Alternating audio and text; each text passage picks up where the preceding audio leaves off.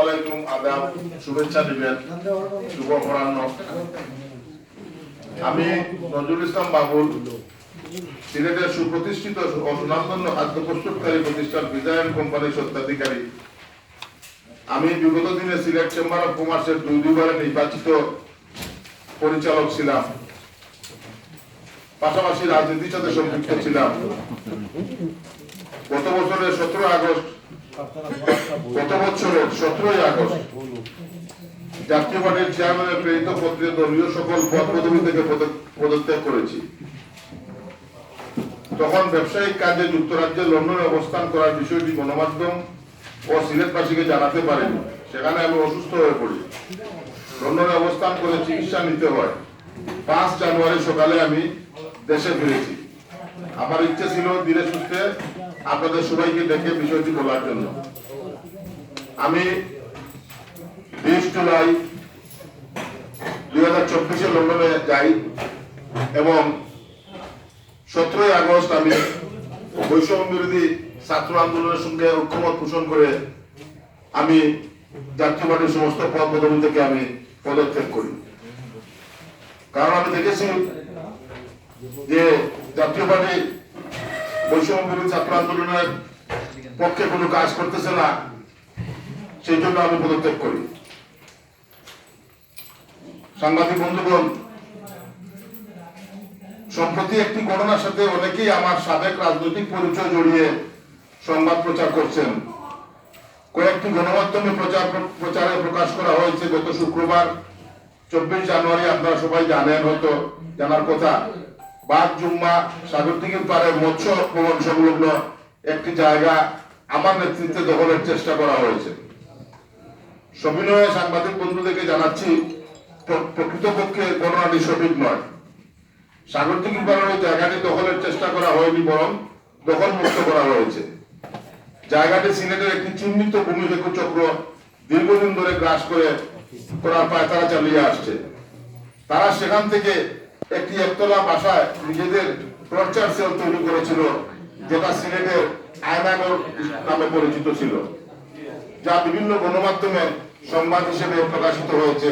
এমন কোন অপরাধ কর্মকাণ্ড নেই, সেখানে সংগঠিত হয় নাই। আপনারা জানেন যে এই জায়গাটি হচ্ছে সিলেটের মৎস্য অধিদপ্তরের জায়গা।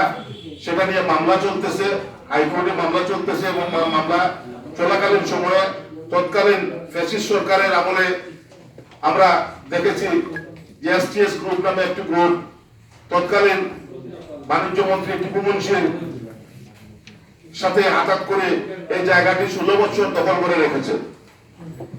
আমরা এলাকাবাসী কিছু বলি নাই, এই কারণে কিছু বলি নাই যে ওখানে ওরা 16 বছর কিছু নির্মাণও করে নাই, কোনো কিছু করেও নাই, শুধু সিকিউরিটি দিয়ে ওরা রেখেছিল। এই জন্য এলাকাবাসীর কোনো সমস্যা হয় নাই। একটা সাইনবোর্ড টাঙিয়েছিল হাইকোর্টের, মহামান্য হাইকোর্টের রায়ের বলে ওরা এখানে আসছে এবং কোন ঝামেলা যেহেতু হয় নাই, আমরা এলাকাবাসী সেই জায়গায় আমরা কোনো প্রতিবন্ধকতা সৃষ্টি করে নাই, খুবই শান্ত থাকি আমরা। আপনারা সবাই জানেন বৃহত্তর সাগরদিঘির পার একটি অভিজাত এলাকা এবং এই এলাকায় এই অবস্থা আমরা মেনে নিতে পারি না। সম্মানিত সাংবাদিক বন্ধুগণ, আপনাদের নিশ্চয় জানা আছে আমি বিগত দিনে তাঁতি দলের সাথে সম্পৃক্ত ছিলাম। সিলেট মহানগর তাঁতি দলের সিনিয়র সভাপতির দায়িত্বে আমি ছিলাম। এ কারণে 2018 সালে লাওবাজার এলাকার একটি গায়েবী মামলায় আমাকে আসামি করে গ্রেপ্তার করা হয়। আমি 1 মাস কারাগারে ছিলাম। আমি বিএনপি ঘরানার লোক, আমি শুরু থেকে বিএনপি করতাম। এরপরে আমি যখন পদ পদবিতে আসি, আপনাদের কাছে ফটো দেওয়া আছে, ইলিয়াস ভাই যখন গুম হয় তখন রাজপথ আমরা দখলে রেখেছিলাম। এই ফটো আপনাদেরকে দিয়েছি, ফটোর মধ্যে আমার পিকচার আছে, আপনারা দেখবেন আমার পিকচার আছে, ওখানে আমার ছবি আছে। আমরা তখন রাজপথ দখলে রেখেছিলাম তাঁতি দলের পক্ষ থেকে, ইলিয়াস ভাই গুম হওয়ার পরে। কিন্তু অতীব দুঃখের বিষয় যে আওয়ামী ফ্যাসিস্ট সরকার বাংলাদেশের যত বড় বড় ব্যবসা ও শিল্প প্রতিষ্ঠানের মালিকদের টার্গেট করে জোরপূর্বক মামলা হামলার ভয়ভীতি দেখিয়ে আসামি বানিয়ে আওয়ামী লীগের রাজনীতিতে সম্পৃক্ত করতে বাধ্য করে। আমি আওয়ামী লীগে সম্পৃক্ত হতে রাজি না হওয়ায় তারা আমাকে বইটি দেখিয়ে জাতীয় পার্টিতে যোগদান করাতে বাধ্য করে। তাই একটা পর্যায়ে আমি আমার ভবিষ্যৎ নিরাপত্তা, ব্যবসা প্রতিষ্ঠান সুরক্ষা, 2000-এরও বেশি শ্রমিক আমার এখানে কর্মসংস্থান কর্ম করে খায় ও তাদের পরিবারের কথা চিন্তা করে আমি জাতীয় পার্টিতে যোগদান করি। এবং ফ্যাসিস্ট সরকারের বিভিন্ন সংস্থা দিয়ে আমাকে প্রতিনিয়ত ভয়ভীতি দেখিয়ে আমাকে গুম করা হবে, আমাকে এই করা হবে, সেই করা বলে আমাকে প্রতিদিন ভয় দেখিয়ে আমাকে জাতীয় পার্টিতে ওরা সম্পৃক্ত করে। তখন থেকে আমি জাতীয় পার্টিতে আমি অন্তর্ভুক্ত হই, কিন্তু আমার কোনো কার্যকলাপ জাতীয় পার্টিতে ছিল না বললেই চলে। প্রিয় সাংবাদিক বন্ধুগণ, আপনাদের জ্ঞাতার্থে জানাতে চাই যে জাতীয় পার্টির চেয়ারম্যানের কাছে লিখা আমার পদত্যাগ পত্রে আমি উল্লেখ করেছি আমি নিম্ন স্বাক্ষরকারী মোহাম্মদ নজরুল ইসলাম বাবুল, আহ্বায়ক মহানগর জাতীয় পার্টি সিলেট এবং সদস্য জাতীয় পার্টি কেন্দ্রীয় কমিটি, বিগত 20/7/2024 ইংরেজি তারিখ রোজ শনিবার আমি ব্যবসায়িক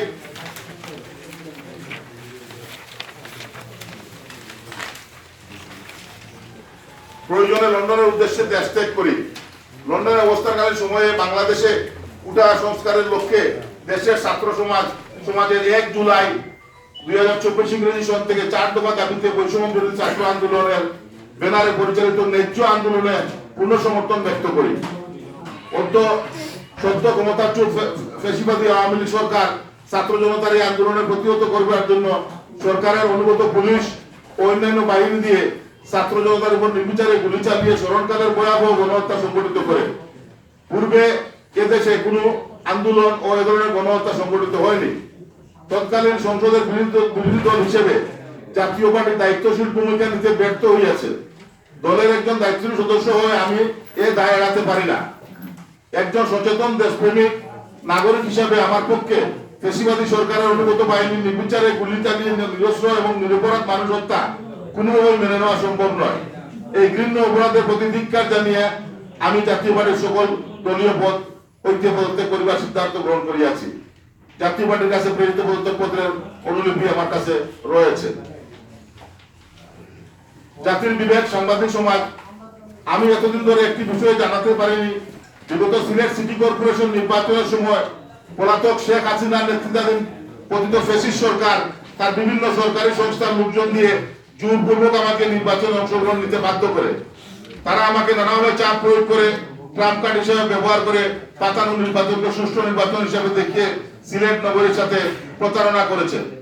আমাকে গুম করার কথা ওই সময় উল্লেখ করা হয়েছে যে আপনাকে উঠিয়ে নিয়ে যাব যদি আপনি নির্বাচন না করেন, কারণ আমি যদি নির্বাচনে না আসি তাহলে এককভাবে আওয়ামী লীগের নির্বাচন হতে হবে না এবং হওয়ার কোনো সম্ভাবনা নাই। এই জন্য আমাকে তারা করেছে, আমাকে দাঁড় করিয়েছে। আমি শারীরিকভাবে, মানসিকভাবে, আর্থিকভাবে আমি প্রচুর ক্ষতিগ্রস্ত হয়েছি এই নির্বাচনে।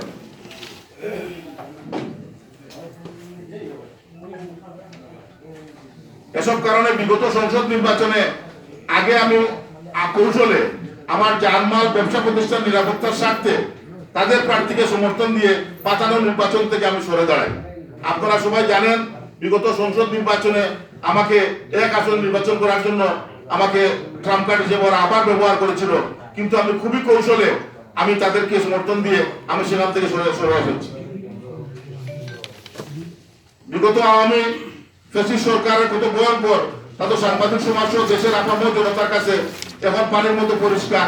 এ বিষয়ে আমি আর রাইবা বললাম, কারণ সেই সময় এই 16 বছর আপনাদেরও কণ্ঠ রূপ ছিল, আপনাদেরও কলম বন্ধ ছিল, আপনারা সত্য কথা বলার কোনো সুযোগ পান নাই, আমরাও পাই নাই, কেউ কিছু বলার সুযোগ পায় নাই।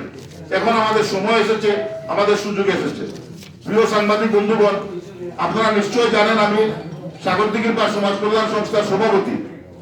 সেই হিসাবে এলাকার যে কোনো ঘটনা, বিচার, পঞ্চায়েত সমস্যার সম্ভাবনায় আমার উপস্থিতি থাকাটা অস্বাভাবিক নয়। মৎস্য ভবনের দক্ষিণে অবস্থিত শতাধিক ডিসিমের জায়গাকে অবৈধভাবে দখল রেখে একটি চিহ্নিত সন্ত্রাসী গোষ্ঠী অরাজকতা চালিয়ে আসছিল, যা এলাকার জন্য একটি প্রধান উদ্বেগের কারণ হয়ে দাঁড়িয়েছে। উক্ত জমি দখল করে দীর্ঘ 17 বছর ধরে এসটিএস গ্রুপ নামে একটি গোষ্ঠী অবৈধ উপায়ে কোটি কোটি টাকা সম্পদ আত্মসাৎ করার চেষ্টা চালায়। পরবর্তীতে 2024 সালের 5 আগস্ট সরকার পরিবর্তনের পর আরেক ভূমিদস্যু চক্র ড্রিম সিটি নাম দিয়ে ওই জায়গা দখল করে। তারা সেখানে অস্থায়ী ঘর নির্মাণ করে এবং টর্চার সেল তৈরি করে, যা বিভিন্ন অমানবিক কার্যকলাপ যেমন অর্থ আদায়ের জন্য জিম্মি করা, অস্ত্র ব্যবসা, অদর্শনের মতো অপরাধমূলক কর্মকাণ্ডের কেন্দ্রবিন্দুতে পরিণত হয়। আমার কাছে একটি দর্শন মামলার ওই করে একটি দর্শন মামলার কপি আমার কাছে আছে, যে বাদিনী হয়ে মামলা করেছেন ওই গ্রুপেরই দুজন এখনো জেল হাজতে আছে, জেলে আছে। এমন অবস্থা পৌঁছায় যে সাগরদিঘি এলাকাটি অস্ত্রবাজি, চাঁদাবাজি, ডাকাতি এবং অন্যান্য সন্ত্রাসী কার্যকলাপের জন্য পরিচিত হয়ে ওঠে। এসব কার্যকলাপ এলাকার নিরাপত্তা ও সামাজিক স্থিতিশীলতাকে চরমভাবে বিঘ্নিত করে।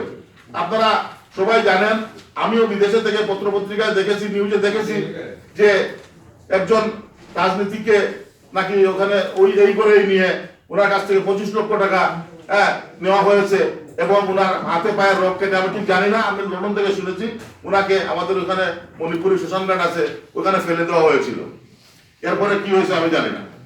জাতির বিবেক, কলম সৈনিক বন্ধুগণ, গত শুক্রবার জুমার নামাজের পর এলাকাবাসীর একটি বড় অংশ মসজিদ থেকে শান্তিপূর্ণভাবে মিছিল করে উক্ত জায়গা দখল মুক্ত করার আহ্বান জানায়। পুলিশের উপস্থিতিতে তারা দখলদারদের জায়গাটি খালি করার জন্য আহ্বান করলে সন্ত্রাসী চক্রটি প্রথমে চাবি হস্তান্তর করতে অস্বীকৃতি জানায়, বরং তারা ভয়ভীতি দেখাতে এবং ইটপাটকেল ককটেল নিক্ষেপ শুরু করে। এমন পরিস্থিতিতে এলাকাবাসী ঐক্যবদ্ধ হয়ে সন্ত্রাসীদের প্রতিহত করে এবং তাদের পালিয়ে যেতে বাধ্য করেন এবং জায়গাটি দখল মুক্ত হয়। এই পুরো দখল মুক্ত করণ প্রক্রিয়া এলাকাবাসীর অনুরোধে সাগরদিঘির পাড় সমাজ কল্যাণ সংস্থার সভাপতি হিসাবে আমি নজরুল ইসলাম বাবুর নিঃস্বার্থভাবে সহযোগিতা করেছি। এখানে আমার কোনো ব্যক্তিগত উদ্দেশ্য ও লক্ষ্য ছিল না, বরং আমরা চাই এই স্থানটি বৃহত্তর সাগরদিঘির পাড় এলাকার সর্বস্তরের কল্যাণে এই জায়গাটি ব্যবহার হোক। জাতির বিবেক সাংবাদিক সমাজ, বৃহত্তর সাগরদিঘির পাড়, সুরমা আবাসিক এলাকা, বাগবাড়ি এবং সর্বোপরি 9 নম্বর ওয়ার্ডের অধিবাসীগণ সম্মিলিতভাবে দাবি হচ্ছে মৎস্য অফিস সংলগ্ন দখলমুক্ত ভূমি আমাদের এলাকার একটি গুরুত্বপূর্ণ স্থান হিসাবে বিবেচিত। তবে অতীতে এই জমিটি একাধিকবার ভূমিদস্যু চক্রের দ্বারা দখল ও অবৈধ কার্যকলাপের জন্য ব্যবহৃত হয়েছে, যা এলাকাবাসী শান্তি শৃঙ্খলা চরমভাবে বিঘ্নিত করেছে। ভবিষ্যতে ভূমিদস্যু চক্রের পুনরায় এই জমি দখলের আশঙ্কা রয়েছে। এই ধরনের ঘটনা এড়াতে এবং এলাকার শান্তি শৃঙ্খলা নিশ্চিত করতে আমরা উক্ত জায়গায় একটি স্থায়ী বা অস্থায়ী পুলিশ ক্যাম্প স্থাপনের জোরালো দাবি জানাচ্ছি, যতক্ষণ পর্যন্ত এই জায়গার আসল মালিক না পাওয়া যায়। পরিশেষে আমি আপনাদের অনেক সময় নষ্ট করলাম। আমি আশা করব